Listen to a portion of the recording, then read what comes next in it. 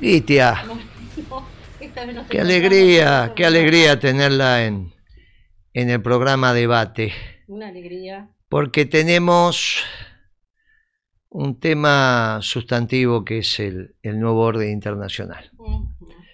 Y usted, bueno, aparte de haber coordinado la Comisión de Relaciones Internacionales, que tiene que ver con el plan de gobierno del peronismo, suele hacer sus columnas radiales enfocando el tema internacional. Así que me pareció muy oportuno que, dado lo que está pasando en el mundo, incluso esta semana, ¿no?, con las noticias que tenemos de lo que está aconteciendo, tanto en Medio Oriente, pero fundamentalmente en Europa, me pareció relevante que lo tratáramos. Ahora, sobre el nuevo orden internacional los vamos a escuchar atentamente, pero ¿qué es lo que genera de repente estas modificaciones en el mundo? Que después, cuando los estudiamos y pasan las décadas y pasan los siglos, los tenemos como elemento determinante. Todos nosotros, todos los que hoy estamos escuchando este programa, hemos comprendido con precisión que un hito fundamental en la historia de las relaciones internacionales y en la historia del desarrollo económico de los pueblos y la interacción entre los pueblos y los países ha sido la revolución industrial. Eso está fuera de discusión. La revolución industrial es un hito, se estudia a comunidad, se estudia. A veces se le da una impronta ingenieril, una impronta tecnológica, una impronta en la modificación de los precios de los bienes, en las condiciones de trabajo, a veces decimos, mire, la revolución industrial tuvo que ver con la baja de los costos en Inglaterra y la posibilidad de que Inglaterra, con costos menores, se transformara en el taller industrial, en el taller industrial del mundo. Es obvio que el aumento de la productividad en aquella Inglaterra, que empezó a transformar agua caliente en vapor y con eso movimiento mecánico, es una cosa extraordinaria. No solo terminaron haciendo locomotoras, una cosa, unas cabezas fenomenales. A veces cuando hablamos esto con los compañeros decimos, mire que con agua caliente nosotros podemos hacer un mate cocido o un té, cosa que vamos a saborear, pero de ahí a hacer una locomotora con agua caliente, hay que hacer agua caliente, calentar el agua en una locomotora y que eso mueva una serie de cosas que a su vez tira una serie de vagones que... Extraordinario. Incluso hacemos una interpretación de la batalla de Obligado, diciendo lo importante de la batalla de Obligado no son los 20 buques de guerra que venían, sino los 90, claro, los 90 mercantes, porque la flota de guerra lo que hacía era proteger a los mercantes y eran 90, dice. Y ahí traían mercadería que el pueblo hermano ya utilizaba y que ellos la produjeron más barata y se la venían a vender más barata. Bueno, entonces cuando el brigadiero ordena combate, en la vuelta de Obligado, obviamente, lo que dice es, ellos bajaron el precio con el movimiento mecánico, se lo vamos a subir, le vamos a subir los costos. Si cuando tienen que ir a vender tienen que entrar en combate, ya no es el mismo precio. Es algo similar a lo que ocurre en Medio Oriente con la cuestión energética. Es similar a lo que ocurre en Medio Oriente para evitar el negocio. Medio Oriente, Occidente ampliado. Occidente ampliado hoy para impedir el negocio. Esto a lo largo del sistema capitalista conocido como tal hay tres grandes revoluciones. La industrial, la de los procesos ya de principios del siglo XX, Maslow, Taylor, Ford, y la última, producción en serie. La de los procesos, empezamos a medir, Chaplin en tiempos modernos. Sí, tiempos modernos es clarísimo. Sí.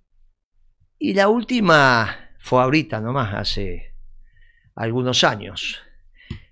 En el 2010 los norteamericanos pusieron en valor una energía que conocían hacía 80 años atrás, que es el shale gas, el shale oil, pero no tenían tecnología para sacarla. Cuando consiguieron la tecnología para sacarla, ¿qué significa? Que los costos de extracción de ese gas, de ese petróleo que está metido entre las piedras, entre una piedra gigante tipo pómez que tiene estos intersticios, y por ahí está el gas y por ahí está el petróleo, al romper la piedra se juntan, aumenta la presión y sale. La manera de salir es la misma, simplemente tenés que juntarlo para que haya la presión suficiente cuando agujereás. Pero ese es un agujero horizontal, hay que entrarle a la piedra, que no cualquiera lo podía hacer. Desarrollaron la tecnología a partir del 2004, empezaron a poner plata en energías alternativas, dijeron esta es una, y la que más resultado le dio fue esta.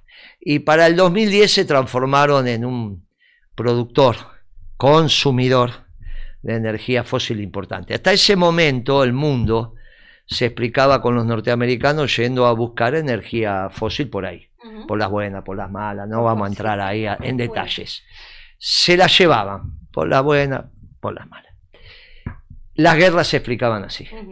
A partir del 2010 esto ya no es tan necesario porque son un productor importante, consumidor importante. Es el país en el mundo que más energía fósil produce y la consume en su aparato productivo. Hay otros que producen más, puede ser, pero no la consumen. Y entonces ahí están en condiciones de reordenar el mundo, porque bajaron los costos primos, porque cualquier producto hoy tiene más energía que mano de obra, cualquier producto. Con lo cual es obvio que la ventaja competitiva que podían tener los chinos en mi época, cuando acá venían los tornillos y las arandelas, las tuercas chinas decían que lo hacían en los barcos, con los presos. Los metían en el barco, los ponían a trabajar, les pagaban con la comida, los barcos iban pasando por las costas, dejaban la producción y seguían. Bueno, mitos, no importa. Lo que sí es cierto, que trabajaban, no les voy a exagerar, 5, 6, 7, 10 dólares por mes. Por mes, no $1 por día, Así empezaron, estamos hablando en los 70. Una mano de obra disciplinada. Alta. Bueno, pero trabajaban por nada. Ahora trabajan, ahora ojo que el salario en China está a 400, 500 dólares. Ya ese salario lo encontrás en Camboya, en Bangladesh, que es lo que está, pero esa es la competitividad por mano de obra. No, eso no tiene nada que ver con el peronismo, hay que peronizarlo, hay que armar sindicatos. En China no hay sindicato, hay partido único, no hay sindicato. Bueno, es un tema. Por eso cuando quieren imitar el modelo chino, le digo, ¿por qué no estudian el peronismo y se dejan de broma? Pero Estados Unidos, al abaratar enormemente la energía, recuperó mucha competitividad. Y puede volver el Made in USA, que lo estaban desplazando en la manufactura.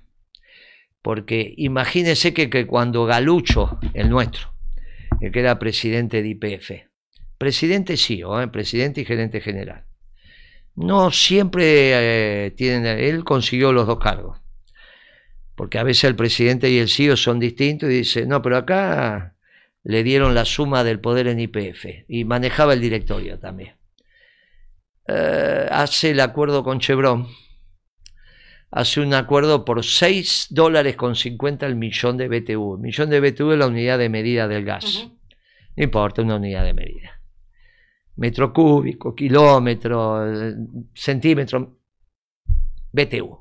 Millón de BTU, 6,50. En la Argentina. Ese es el acuerdo que hace Galucho. En Estados Unidos, en el mismo momento, distinto lugar, el millón de BTU estaba con $2.50.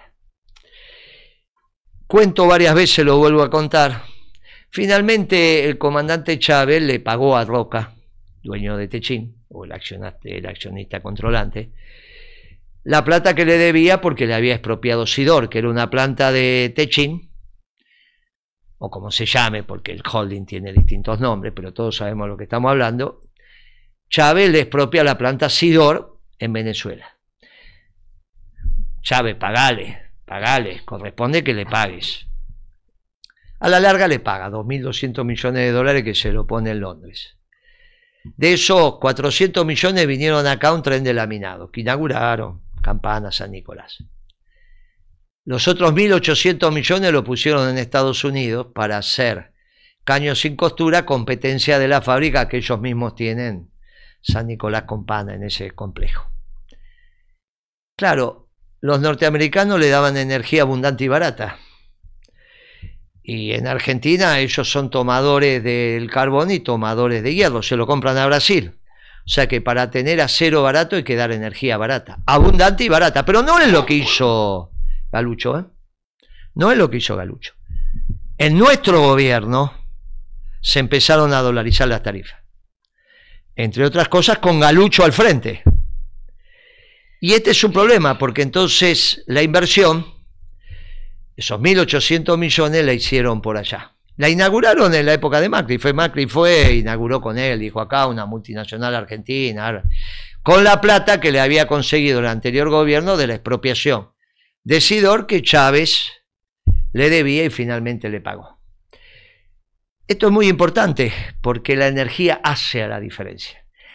Tanta diferencia hizo que podemos decir que la llegada de Trump tiene que ver con eso. La clase dirigente norteamericana, Trump no es un loquito, un outsider, es orgánico a la clase dirigente norteamericana, pero para volver el Made in USA al mundo tenía que tener una ventaja competitiva y la consiguió con la energía.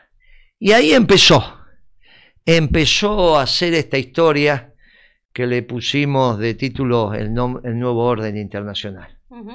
Y ahí cuéntenos, porque el final de esta película está en algo que pasó esta semana con un comunicado del Mercado Común Europeo. Eso lo vamos a ver al final. Lo vamos a ver al final. Pero usted, cuénteme qué es esto del nuevo orden internacional. El nuevo orden internacional se viene gestando, creo que hay un punto de inflexión cuando cae el muro de Berlín, claramente, que se consolida un nuevo modelo a nivel internacional que sostiene la globalización y que a su vez desde el punto de vista filosófico e ideológico es sostenido tanto por el neoliberalismo como por la socialdemocracia. Entre otras cuestiones, se desterritorializan las empresas, digamos, salen de los países de origen para producir en países donde la mano de obra, digamos que es un tema, era muchísimo más barata. Este nuevo orden internacional que surge a partir de él y que después entra en crisis justamente cuando emerge en Estados Unidos a partir de una serie de cuestiones, entre ellas fundamentalmente que puede abaratar los costos de producción a partir de la nueva tecnología del shale oil, se expresa en Estados Unidos, se expresa con la clase dirigente. Por eso, digamos, estas lecturas que se han hecho históricamente superficiales, donde miraban al personaje Trump, que el payaso, que sus pelos, no miraban los procesos profundos que estaban ocurriendo en el mundo. Y no solamente los procesos profundos, sino también desde qué categorías se lee el nuevo mundo. Este nuevo mundo no se puede leer desde las categorías de que se leía el mundo anterior, desde la derecha y la izquierda, ya no se puede leer desde ese lugar. Entonces, emerge en Estados Unidos justamente un proceso que se empieza a manifestar en 2010. Yo me acuerdo, Moreno, las charlas que teníamos, ¿se acuerda cuando iba a Europa a verlo? Que usted me hablaba en esa época que mirara qué era lo que estaba pasando en Estados Unidos. Yo no entendía, digamos, que mirar este nuevo mundo que se estaba perfilando. Las conversaciones entre nosotros tenían que ver ya con el rol de la energía, porque efectivamente nosotros en nuestro gobierno, ya lo hemos hablado también, descubro el tema del shale gas y el shale oil de casualidad en una conversación que había citado al presidente de Bunge y al presidente de Cargill y había pedido un llamado telefónico. Me pasan el llamado y de paso escuchaba la conversación entre ellos y hablaban de la transformación de sus camiones de transportar aceite a transportar gas. y yo me di cuenta que no podían ser los motores, porque eso era un absurdo. No era que estaban haciendo motores de gasoil a gas, o de nafta a gas, o de algo estaba pasando. Y me cuentan, porque bueno, Estados Unidos tiene esa ventaja de tener un yacimiento muy importante como el nuestro en Vaca Muerta, entre Chicago y Nueva York. Entonces, en vez de hacer un ducto, el ducto lo hacían móvil con camiones, les salía más barato. Ellos adaptan el transporte de los camiones a que sean camiones gasíferos y les llevaban el gas a las empresas. Impresionante. Y, digamos, además había dejado muchísimos heridos cuando se consolida la globalización y el modelo, digamos, sostenido por la socialdemocracia y el neoliberalismo, claramente neoliberal, va dejando muchísimos heridos en las clases obreras de los distintos países. Claro, el cinturón del óxido, digamos, en Estados Unidos. Hay una película, usted hablaba de... Nosotros nos hablamos de usted, digamos, tenemos todo. Hable. En el Reino Unido, por ejemplo, hay una película que también expresa lo que pasó, que es Full Monty, que muestra, digamos, la... En Francia también. También, digo, en todo el mundo. En Italia.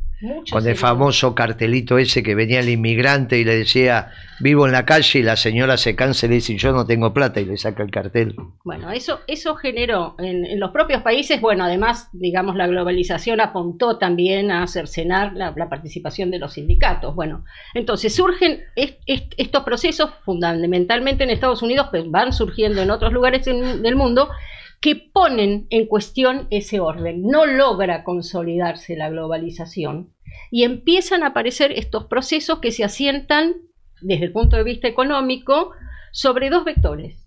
Un vector es el de la energía, claramente, y el otro vector es el de los alimentos. Entonces, aquellos países en el mundo que tengan posibilidad de asentar sus modelos nacionales de desarrollo en estos dos vectores, tienen posibilidades de insertarse de manera satisfactoria. Después hablamos de lo que es la disputa por quiénes están disputando la hegemonía en este nuevo orden internacional. Pero entonces, y digo, hago una salvedad porque nosotros tenemos energía y alimentos, nos falta el modelo de desarrollo orientado a la, digamos, a la producción, digamos, el modelo de desarrollo que nosotros estamos trabajando. Entonces, surgen nuevos actores en este nuevo orden internacional y surgen zonas de disputa, ¿sí?, de áreas de influencia por este nuevo orden internacional. Entonces nosotros hablamos y veníamos hablando, fíjese Moreno que hablamos desde 2010, 2014 venimos hablando de esto, en el marco de un mundo que está en una tercera guerra mundial en cuotas por ahora. También en 2014 el Papa Francisco. El 13 ya había, cuando él asume ya empieza a hablar. Bueno, y todo el mundo no miraba otra película. Cuando nosotros hablábamos de esto, hace 10 años por lo menos, estaba todo el mundo mirando otra película. Hoy no. Hoy nos están dando la razón. El problema no es, entre todo el mundo estaba nuestra Cancillería mirando otra película. Bueno, y ahora mire... Este es un problema. Si los países no tienen un servicio exterior que entienda lo que está pasando en el mundo, estamos en un lío. ¿Y qué dice el peronismo? Si no entendemos el mundo, ¿desde qué lugar definimos cuáles son las políticas nacionales? Es un problema serio. ¿Es un problema? Nuestra Cancillería no entendía la Tercera Guerra Mundial en cuotas, no la creía, y tampoco creía que el vector energético iba a terminar siendo determinante para la génesis del nuevo orden internacional, dado las alianzas que se estaban dando. Entonces, digo, surgen nuevos actores, surgen nuevos vínculos, se reformulan los vínculos, por supuesto que ya la Guerra Fría se había desaparecido, ¿no? Y entonces, por un lado, la disputa por las áreas de influencia se dan en lo que nosotros denominamos las medianeras, dos medianeras, y ahora tenemos una tercera área donde se están disputando las zonas de influencia, que es lo que nosotros denominamos el Occidente ampliado. Entonces, la primera medianera de la que venimos hablando hace mucho tiempo, pero sobre todo, digamos, cuando ocurre en Ucrania el famoso, digamos, conflicto que la Federación Rusa en un primer momento definió o categorizó como una operación militar especial.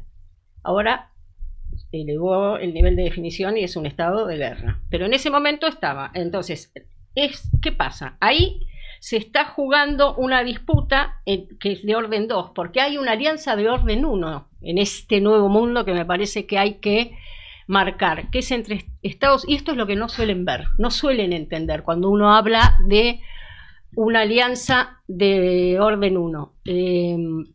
Es entre la Federación Rusa y Estados Unidos alrededor del vector energético. Ambos dos poseen energía.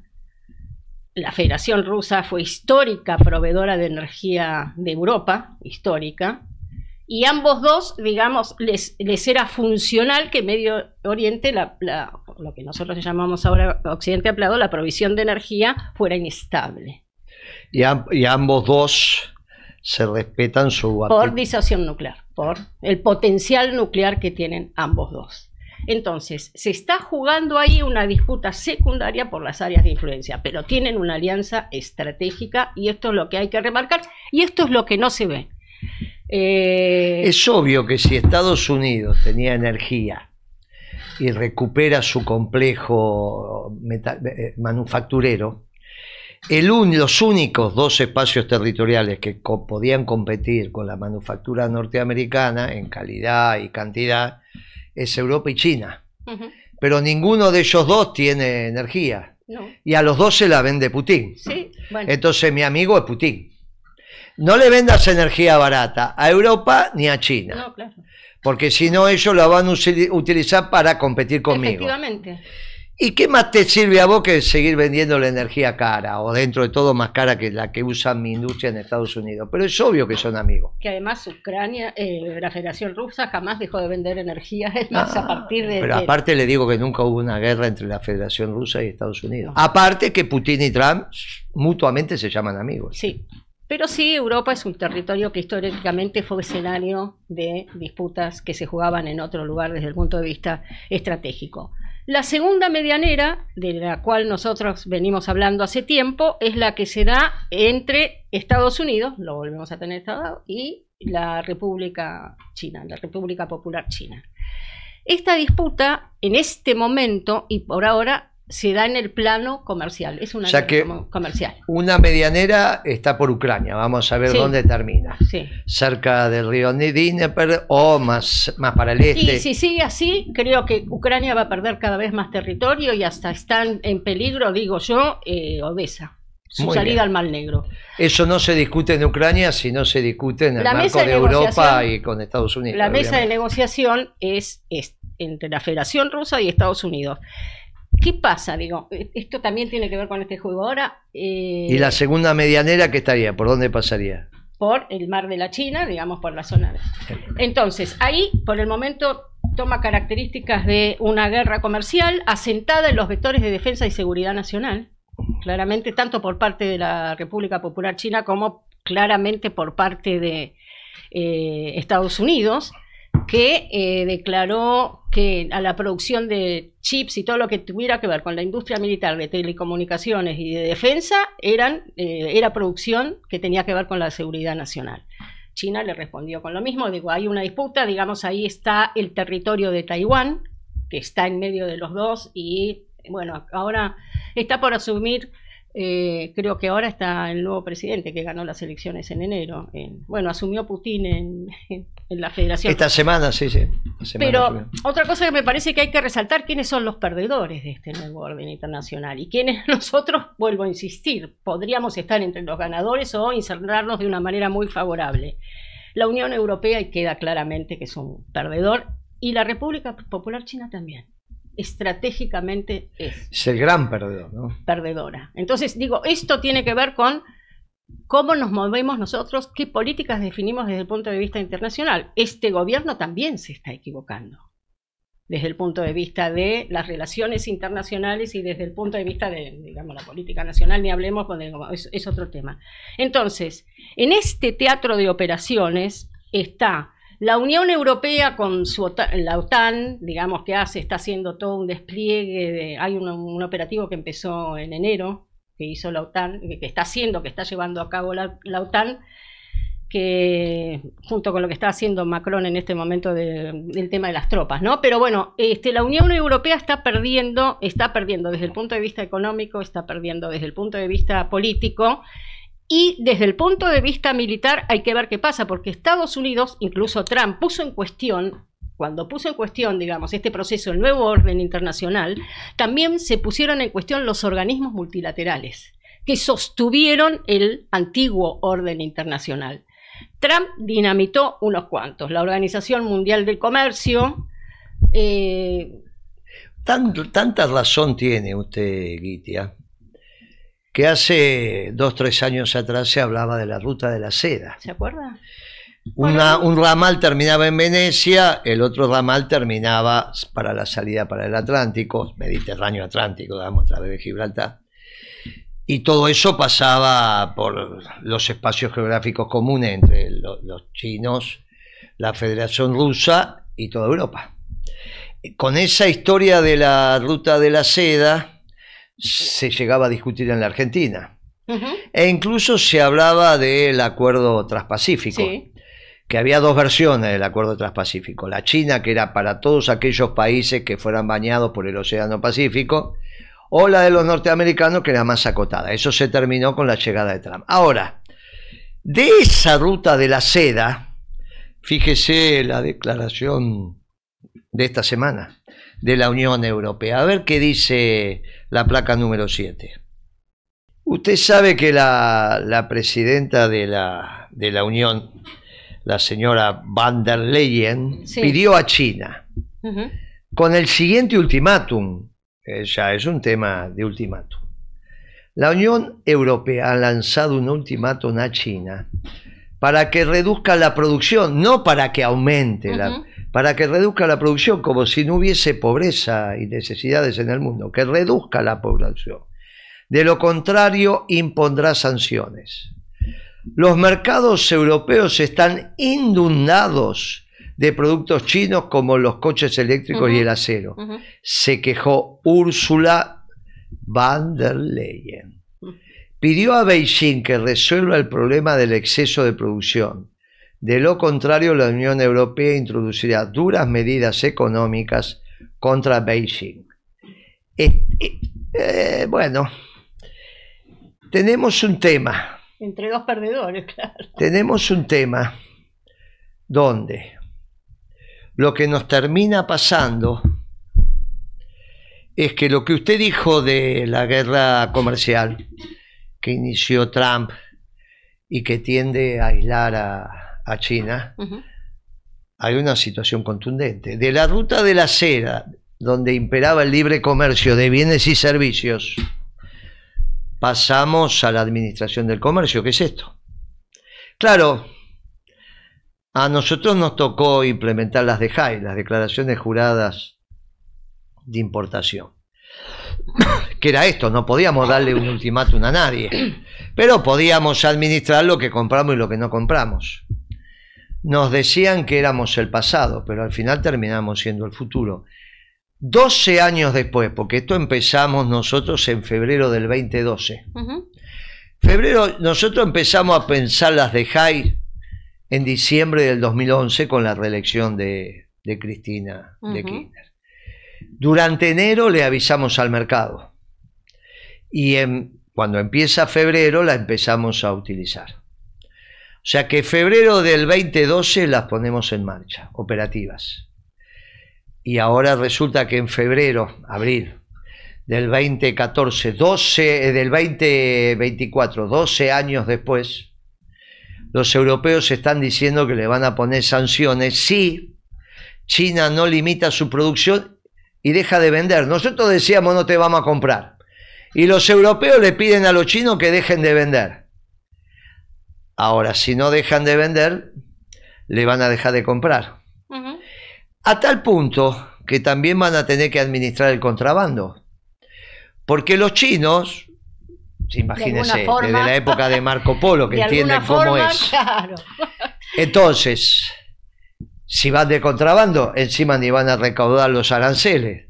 Con lo cual van a tener que administrar el comercio los europeos de una manera tal que también van a tener que terminar con el contrabando. Cuando dicen, no, todo este comercio ilícito que se da, que tiene... No, muchacho, comercio es comercio. Por lo tanto, van a tener que administrar también toda la mercadería que... Porque si no, va a entrar todo de contrabando, ¿eh? Hasta los autos van a entrar, van a inventar lo de la patente, van a inventar cualquier cosa. Entonces van a tener que administrar las fronteras de una manera tal que van a impedir, por la vigencia de leyes de seguridad, que entren inmigrantes, y por la vigencia de leyes económicas que ellos van a instrumentar, que entre mercadería, bienes y servicios. Más, imagínense que los chinos desarrollen un Uber chino, y que lo que le sacan a los choferes sea mucho menor, y que la plataforma esté en China. Entonces ahora cuando dicen, no se puede regular el Uber, porque ¿cómo haces para regular el Uber a través de internet? Eso es lo que explican, ¿no? Y uno le dice, muchachos, déjense de bromar, ¿cómo no se va a poder regular? Bueno, va a ver que si los chinos, así como tienen el TikTok, sacan un Uber chino y por HVC lo empiezan a imponer, porque es más barato, porque es más rápido, porque es mejor, porque lo que sea, porque los choferes europeos le sacan menos comisión, o le dan más facilidad, o le dan un crédito para comprar el auto eléctrico chino. Es chino. Dice, si usted se suscribe a Uber, chino, le damos un crédito para que compre el auto chino eléctrico y lo va pagando con su trabajo. Qué idea que le dimos a los chinos. Y encima tiene acceso a TikTok. Qué idea que le dimos a los chinos. Claro. Y encima tiene acceso a TikTok gratis y le damos películas también. Bueno, porque con su propio trabajo paga el auto. Y los europeos van a tener, viste, porque soy vendedor, esta se ríe. Imagínate lo que era en un gobierno con muchas ganas, cuando esto no, porque van a pensar que esto lo teníamos preparado, no. Era simplemente que cuando te motivas y sos vendedor, decís, bueno, a ver, ¿nos contratarán los chinos para eso? Y mire, piénselo, Moreno. ¿Cuánto le tenemos que cobrar por esta idea a los chinos? Piénselo, esto es como el amargo obrero, que lo hicimos top. Che, a ver si lo del amargo obrero, aunque sea, trae, claro, muchachos. Nos dan pórtense. Uno. Por favor. Lo hicimos top. Lo hicimos top a los 5 botellas. Ahí está, mirá. Pero ya está circulando. Pero ahí lo hicimos. No, pero acá, escúchame, lo hicimos cuando dijimos fue así. Lo empezaron a tomar y ahora, esto de los chinos con esta idea, cuando digan, contraten el Uber chino, que le damos a pagar el auto eléctrico, sí, que encima no contaminamos y que es más barato que el de Tesla, pero es bastante más barato. Sí, usted no los vio. No los vi, pero vio que fue ahora Elon Musk también a China. Yo lo vi. No, en diseño es muy superior. Es muy superior el auto chino eléctrico, porque ¿qué es lo que pasó? Las empresas cibernéticas que nos juntan el hard y el soft, China, Huawei, por ejemplo, desarrollan el hard, desarrollan el soft, se metieron a hacer los autos eléctricos. Cada empresa de tecnología china está desarrollando. Se les ocurrió casualmente a todos los gerentes. Usted no va a pensar que el gobierno chino está en Hawái, ¿no? No. Hawái, Hawái, como se llame, no. Yo estuve ahí. Porque la primera empresa de Hawái que produjo en la Argentina la trajimos nosotros cuando era secretario de Comunicaciones. Imagínense que dejé de serlo en el 2006. Y la fábrica estaba en Campo de Mayo. Estaba Serioli articulando eso. Pablo Serioli, ¿usted lo conoce? Sí, claro, ¿cómo no lo voy a conocer? Bueno, el viaje que hice a China tuvo que ver con esa inversión. Queríamos desarrollar otro sistema de telefonía inalámbrica, pero en vez de ser celular, sobre la fija inalámbrica. ¿Vio como usted tiene un inalámbrico en su casa? O tenía, ahora ya por ahí no. Tiene, pero que le alcanza a 10 metros, 15 metros. Bueno, este inalámbrico era 60 kilómetros. Entonces, mire, aquella dijo, mirá. Entonces usted agarraba el inalámbrico en su casa, se lo ponía acá en el cinto y se iba hasta 60 kilómetros, tenía teléfono de inalámbrico a su línea fija. Sí. Tenía un solo teléfono. y a su vez era llamada de corta distancia. A los 60 kilómetros recién empezaba la tarifa de media distancia, o sea, la no urbana. Pero, ¿cuántas llamadas use usted? No urbana, la mayoría de sus llamadas son urbanas. De acá hasta La Plata, o pasando Pilar, o por Pilar, usted hacía llamadas desde el teléfono de su casa fijo. Usted se conectaba con su teléfono a través de la fuente, como hace en su casa, que hay una fuente y un teléfono. Sí. Nada más que esta era una fuente distinta con mayor alcance. En otra frecuencia, que era una frecuencia baja, que era la vieja frecuencia militar de 450 MHz, obviamente era para una llamada, que era la frecuencia que estaba reservada para las Fuerzas Armadas y que ya no le servía. Entonces esa pasaba a ser una frecuencia civil, y estábamos desarrollando con Huawei esos teléfonos inalámbricos en un desarrollo conjunto, donde la primera fábrica se instaló en Campo de Mayo. Después me fui a comercio, queríamos competir con los celulares. Menos antenas, menos infraestructura, y la idea era que todo el mundo tuviera línea fija con teléfono inalámbrico. Era interesante la propuesta, porque entonces no llenábamos de antenas, no tenía que haber todas esas antenas por todos lados, era mucho más barata instalar esas antenas, y era un desarrollo que también lo estábamos procesando con empresas norteamericanas y con empresas europeas. Me pasé a comercio y dejamos, eso complementaba el satélite de comunicaciones, porque llegabas con la fija hasta Benavides, y de ahí llegabas al satélite, y a través del satélite hacías llamadas de larga distancia inalámbricas desde cualquier lado. Que en ese momento las llamadas de larga distancia de los teléfonos celulares por el roaming eran carísimas. Ahora a través de internet se abarataron, pero es lo mismo que hacíamos nosotros, porque finalmente internet es fija, sale bueno, fija o satelital, sí. Pero en realidad, ¿por qué es una tarifa? Bueno, nosotros estábamos desarrollando la larga distancia a través de inalámbrica fija, y obviamente no tenía, y la tarifa iba a ser muy distinta. Bueno, era una propuesta que nos quedó ahí en el tintero. Hubiese sido otro mundo, ¿no? Mire lo que nos hubiese pasado. Las telefónicas nos miraban medio de costado, porque Telecom y Telefónica querían desarrollar el celular. Unas tenían Movistar, que termina comprando Movicom, y Telecom, que termina comprando CTI. Y se empiezan a dividir también el mercado. Después entró Slim. Mire dónde terminamos. Claro, porque ¿no? Terminamos, claro, terminamos en que la geopolítica termina definiendo las unidades de negocio. Pero en ese momento estábamos en la globalización, en el auge de la globalización. Usted contó después, revolución energética mediante, cómo se dividieron, se terminó la globalización, vuelve el nacionalismo, la frontera entre Taiwán y China, que es la medianera 2, que la bancan los norteamericanos y los ingleses. Y los chinos. Y bueno.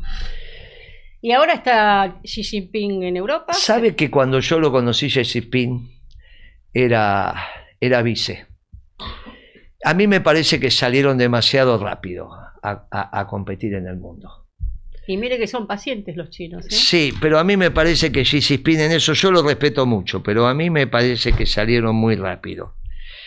Y claro. Igual objetivamente no tienen ni energía. Y hoy hoy mire lo que pasó, porque Xi Jinping está llegando a ver la placa 1.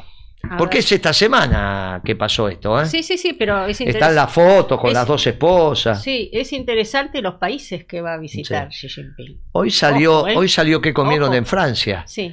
fueron En de... los Pirineos, fueron a los Pirineos. Fueron de... Sí, donde solía ir Macron un mes. O sea que Sí. ya viene para tener vacaciones un mes con la familia. Es porque viene de... Es un señor de plata, ya de familia, ¿no? ¿Usted se tomó alguna vez un mes de vacaciones con su familia? Y digo que su familia eran profesionales, ¿eh? Sí, pero no, lamentable. Un mes. Ni ahora más de 15 días he No, tenido. un mes. Ahora ni 15 días, ahora tengo 10. A ver la placa 1, a ver. El diálogo hoy es más necesario que nunca. Claro, están tratando de hablar. Xi Jinping fue. Usted sabe que hay otra versión que dice, no, la alianza es entre Xi Jinping y Putin. Ujú. ¿Será la alianza esa o es la que contó usted?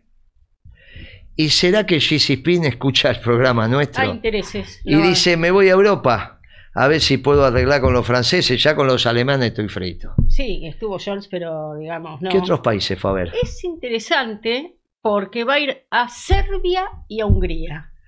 Son los de Xi Jinping, esos son los amigos Por de... eso, pero Serbia y Hungría. Y en Serbia, digo, ¿no? Está en territorio de la Unión Europea y la OTAN.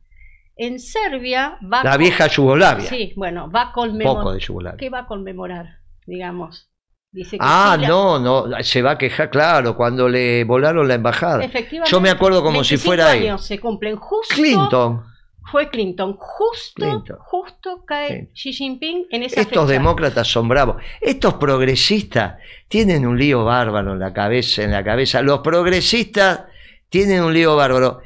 Este progresista de Clinton quiso hacer de Belgrado una playa de estacionamiento. Bombardearon. Y fue hasta que dijeron, bueno, claro. Pero fundamentalmente Estados Unidos. Y entre esas bombas que mandaron... Sí, mataron 3 periodistas, digamos, cayó en la embajada en la china. embajada china. Sí, cayó en la embajada china, murieron 3 periodistas y Xi Jinping dijo, China no se olvida. Bueno, convengamos que son un pueblo milenario, pero van ahí, van a Hungría, pero fundamentalmente van a Francia. Porque claro, es el único país continental que quedó con poder nuclear. Y en realidad los franceses también desarrollaron algunos misiles. Uh-huh. Porque usted desarrolló la idea, 2 ideas, porque hubo 2 atentados muy importantes en suelo de la Federación Rusa. Uno, cuando volaron el avión del que era el jefe de la Wagner, de los mercenarios. Que dice que estaba jugando con una granada, pero que no es la primera vez que los franceses hacen eso, ¿no? Los franceses, digamos, hay que mirar a los franceses. Porque... El primer ministro italiano que le avisó a Gaddafi que no tomara el avión porque se lo iban a voltear los franceses, eso ya era, son bravos estos franceses. Son bravos. Todavía está vivo ese primer ministro italiano.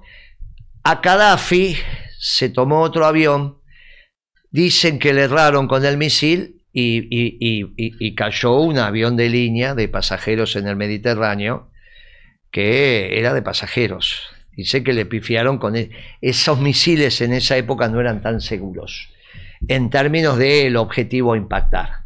Estamos hablando hace 30 y pico de años atrás. Pero mejoraron, los misiles franceses mejoraron. Y usted tiene la teoría también que algún servicio secreto occidental vinculado a los ingleses o a los franceses tuvieron que ver con el atentado en el teatro ruso. Claramente. Claro, no hay posibilidad de hacer ese cada atentado. Vez que sucede una cosa así es ejército islámico. Sí, y que aparte dejaron de... Se terminó ese atentado, no se sabe muy bien qué pasó. ¿Los habrán entregado? ¿Los habrán entregado a los árabes? Y bueno, esas cosas se terminan arreglando así también, ¿no? Porque de repente llegaron, los rusos sabían dónde ir a buscar, los encontraron y hasta ahí llegó. O hasta Ucrania. Pero no, el servicio secreto ucraniano no está en condiciones de hacer una operación de esa magnitud. De ninguna manera. Estamos hablando de geopolítica. Terminamos con Milei, diciéndole a Milei, está mal en este nuevo orden internacional que se alinee con una comunidad dentro de nuestro país. Muy mal. Porque en este país conviven los iraníes, conviven los judíos, conviven los árabes, la Siria libanesa. Los musulmanes y los Mire, judíos. está mal. Ahora algunas comunidades árabes están con temor. Más algunos argentinos dicen, no, si no hacen nada, no nos van a hacer ningún atentado, muchachos, termínenla, no es así. Porque aparte por temor no se toman decisiones en un país. Lo que está mal es porque, como usted bien dijo, quizás ahora Irán, de la mano de Putin, hace parte de lo que usted bien definió como Occidente ampliado. Sí, claramente. Además se está posicionando como un actor de muchísimo peso en este Occidente ampliado. En este Occidente ampliado están disputando. Y fue Occidente, Sí, ¿no? sí. Antes de la revolución de sí. Khomeini, eso fue 79, enero del 79, era Occidente. Y el Reza Pahlavi, ¿qué era? Ahora lo que tenemos que... En mi casa mi mamá me decía, pero ¿quién te pensás? ¿Vamos a tirar la comida? Comela. ¿Qué te pensás que sos? Esta casa es la del Shah de Persia. Vamos por un... Si se la habrán dicho a todos los que están escuchando, ¿qué te pensás que sos? ¿Shah de Persia? Bueno. Se decía eso cuando alguien tenía plata. Decía, claro, No, cuando tenía plata te decía, ¿qué te pensás? Que sos el Shah de Persia, vos. Shah de Persia, sí. No, digo que desde ¿Lo pronuncié nuestra mal? concepción... No. No, perfecto. Bueno. Desde nuestra concepción, Moreno, antes se decía el mundo occidental y cristiano. Pues vamos por el mundo occidental, cristiano, musulmán y judío. Claro. Eso sería el Occidente ampliado. Claro, por las tres religiones Efectivamente, las tres religiones donde las categorías son las judías, las cristianas con sus distintos ritos, y la musulmana con sus distintos y ahí ritos. El Papa y la Francisco, judía también con sus distintos ritos. Sí, y ahí el Papa, bueno, y entre que los actores que disputan en este Occidente ampliado, la hegemonía que tuvo históricamente Israel, apoyado en Medio Oriente. Sí, en Medio Oriente, claro, apoyado por Estados Unidos claramente, son justamente Irán, que viene pisando muy fuerte, Arabia Saudita, claro, los Emiratos. Y bueno, y hay que estar muy atento porque Turquía, que tiene está jugando fuerte también. El Occidente ampliado para acercar a la República Popular China. Nos dará pena, no nos dará pena, pero las relaciones internacionales, amigos, es en función del interés nacional. No nos equivoquemos. No sea cuestión que estos progres siempre piensan mal todo. No sea cuestión que están pensando que los ganadores son perdedores. No, y acá está en juego la Patagonia, la Antártida, no solo las Malvinas. No solo las Malvinas. Entonces no nos equivoquemos. Como dijo el sabio, y siempre fue historia en América, América para los americanos, sí, que no es para los norteamericanos. No. Porque de paso, guarda con los franceses, que son bravos también. La Amazonia, ¿no? Claro. Y no sea cuestión que los ingleses en Malvinas y los franceses en la cuenca del Amazonas. No, eso muchachos, es americano. Bueno. No tienen nada que hacer los franceses en el Amazonia, ni tienen nada que hacer los ingleses en el Atlántico Sur. Eso es todo territorio, salvo que sea del otro lado o en aguas internacionales. Pero no tienen nada que hacer en territorio americano, y las Malvinas son americanas, igual que las islas del sur, porque hacen parte de una provincia nuestra, que es la provincia de Tierra del Fuego, el faro del fin del mundo. Malvinas e islas del Atlántico Sur. Y desde ahí la proyección a la Antártida. Si nos equivocamos muy duro. Y somos un país bioceánico, ¿no? Nos equivocamos muy duro. Muchachos, Occidente ampliado tiene una discusión con China. Lo dijimos desde el 14, 15, 16, 17. Mire usted el comunicado de esta semana de los europeos. Dice, bueno, paren de producir. ¿Cómo paren de producir? Vendarlo en otro lado, le tendría que decir. Sigan. Si hay gente descalza, hay gente sin ropa, hay gente que no come. Dicen que es inequitativo porque los chinos están subsidiando su producción. Bueno, y eso nosotros mandamos 2 misiones en su momento, lo hablamos. Los costos chinos no son muy distintos, ¿eh? El tema es que en el precio de venta interviene el Estado. Bueno, ellos desde su lógica nacional transformaron el país en un país ahora industrial y que es el segundo país en producción del mundo. Ahora, quizá tenía razón Mao. Si todos los chinos tienen que comer, todos los chinos tienen que estar vestidos y son un país pacífico, por ahí era con Mao en la revolución cultural, no estos que le fusilaron a los que querían hacer la revolución cultural. Igual nosotros nosotros somos argentinos y en este caso humildemente peronistas, no sé usted, Kitia. ¿Perdón? Pero bueno, por eso, ¿Perdón? entonces somos argentinos y peronistas. No tenemos nada que hacer pensando que podía tener razón China, pero es un tema de China.